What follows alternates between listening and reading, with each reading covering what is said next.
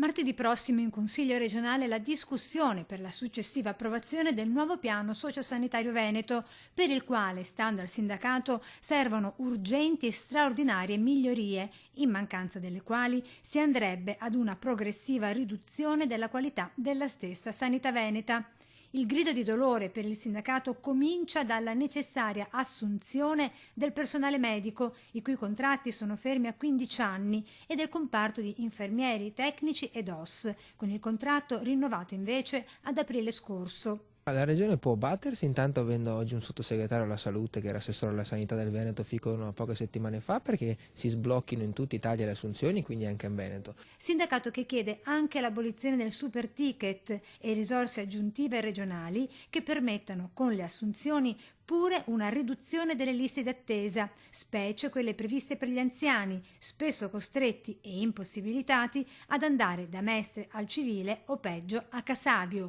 Noi abbiamo le pensioni, no, nei cittadini veneti che sono, per quanto riguarda gli uomini, attorno ai 1.200 euro, per quanto riguarda le donne 650 euro. Quindi dovete immaginare come una persona anziana aumentano i bisogni di cura, pensiamo ai farmaci, come possa accedere, no, regolarmente alle cure se non c'è un intervento pubblico che possa prendersi in carico queste persone.